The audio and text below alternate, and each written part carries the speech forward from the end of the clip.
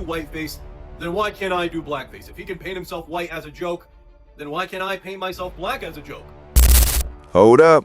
By May 1981, Larry Holmes was sitting at a perfect 37-0 with 27 knockouts, straight dominance.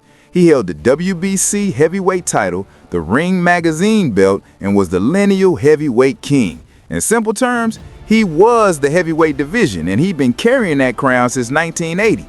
But listen, there was another name starting to buzz heavy. His name, Jerry Cooney. He was young, rising fast, and known for serious knockout power. Sitting at 24-0 out of New York, he had already taken down some legit competition. He crushed Ron Lyle and then handled Jimmy Young. But here's where it got real. He had one major test left. He needed to beat former champ Ken Norton, the same man who once defeated Muhammad Ali, to prove he was the real deal. And in May 1981, that moment finally arrived. But what happened next? Man, he destroyed Norton in just 54 seconds. Crazy. After that, the narrative shifted fast. Cooney started getting labeled as the Great White Hope, and that matters because there hadn't been a white heavyweight champion since 1959 when Ingemar Johansson knocked out Floyd Patterson. So naturally, the hype exploded, and the world demanded that fight.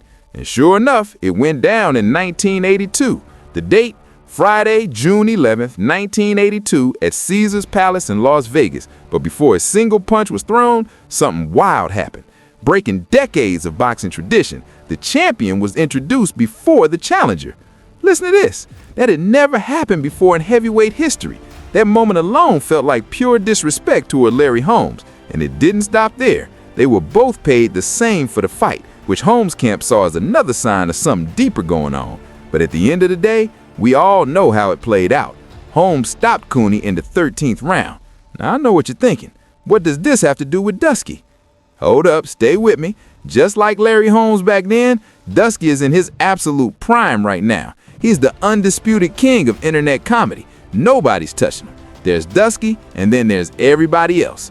His skits, they hit different. They're like real-life case studies that even sociologists haven't broken down yet. Go look at his NASCAR skit, the Black Hebrew Israelites, or the megachurch pastor content. Straight brilliant. Yeah, his comedy can be offensive, but there's always a deeper message behind it. And most of the time, it's a truth people don't want to hear. But if you ask me, his biggest skit right now is the one about Erica Kirk. That's good. Yeah, it stirred things up heavy. It really got under people's skin, especially on the right. Right now, it's sitting at over 94.6 million views on Instagram. Let that sink in. But this isn't even the first time Druski sparked controversy. Remember when he did Whiteface? That NASCAR skit had people talking crazy. Some folks were like, okay, it's funny, but what if this was blackface? And that's where things got interesting. Because one of the people speaking on it was Logan Paul. He basically said, yeah, it's funny, but would people feel the same if the roles were reversed? Now pay attention. Logan Paul, big YouTuber, and yeah, brother of Jake Paul, and Jake is a different type of player.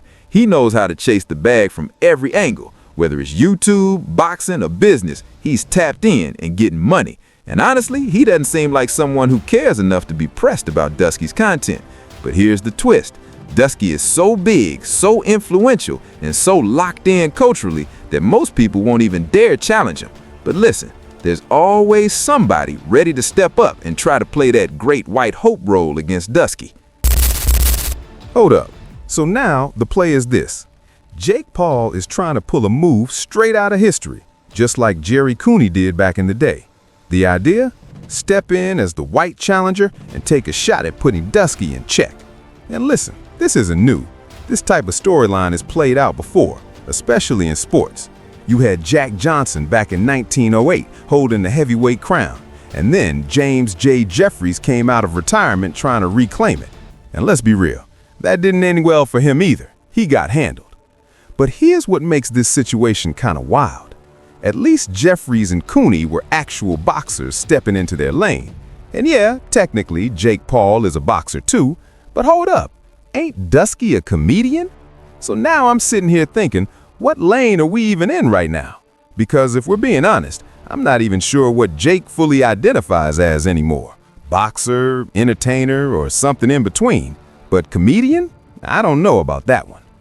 And that's what makes this whole thing interesting.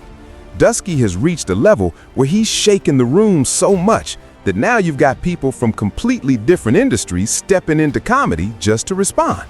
Why? Because they feel like they gotta be the one to challenge him. They see him doing whiteface, making viral skits about people like Erica Kirk, and somehow think that gives them the green light to fire back with their own version aimed at black people. But hold up, this is where people start missing the bigger picture. Because truthfully, this situation isn't as equal as people try to make it seem. Whiteface and blackface might sound similar on the surface, but they are not the same historically. Only one of them carries a real heavy past behind it, and that's blackface. That wasn't just jokes, that was used as a tool to dehumanize an entire group of people and reinforce a system that placed one group above another. It wasn't just jokes, it was messaging. It was about pushing the idea that certain people were less than. And that's why mocking those features was normalized back then. Whiteface? It doesn't carry that same weight or history. So even though both terms exist, only one of them has that deep-rooted context, and that's the difference people keep ignoring. Nobody has historically used whiteface to strip white people of their humanity, but blackface? That's exactly what it was built for. And now you've got Jake Paul leaning into this idea like, oh, it's equality now, I can do it too. Like he's ready to step in, suit up, and prove a point. But let's be honest, that energy doesn't come out of nowhere. He's already shown where he stands, and now this looks like an opportunity to double down and play that great white hope role. But here's the twist. The reason Druski's skit went viral wasn't because of race alone. It hit because it was accurate. It matched behavior, mannerisms, personality. It was a character breakdown more than anything else.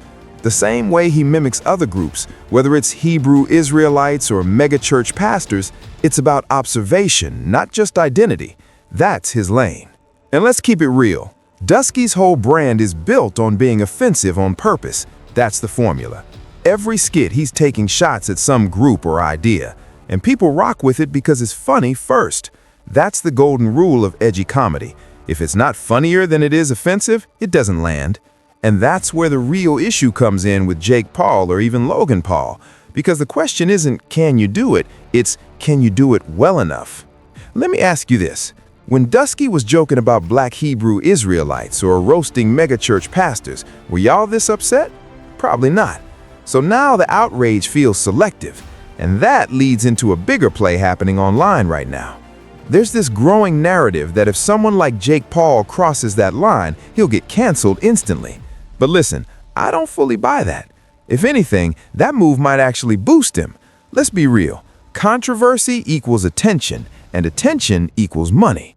Jake already has a massive audience, and the people who support him are going to keep supporting him regardless.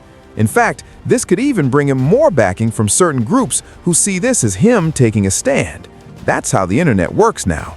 More noise, more visibility, more profit.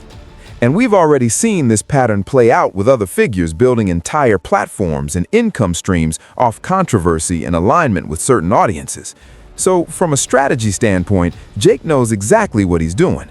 This kind of move brings publicity, and publicity brings money. Simple math. This skit could blow up just as big as Druski's, maybe even bigger. And with that comes more opportunities, more deals, more eyes. But here's the reality check. Long term, this doesn't end the way people think. Because at the end of the day, you can't just step into a lane you're not built for. Comedy isn't just about saying something wild. It's timing, delivery, perspective, and skill. And right now, Jake Paul isn't on Druski's level when it comes to that. He's not known for it, and that matters. So even if it goes viral, it could easily backfire just as fast. But don't get it twisted. This won't be the last time we see this. There are always going to be people trying to step up and create their own version of what Druski has built. Whether they're qualified or not doesn't always stop them. So yeah, this situation, it's bigger than just one skit. Now I gotta hear from y'all. What do you think? Is this a real challenge or just clout chasing? Drop your thoughts in the comments. Let's talk about it.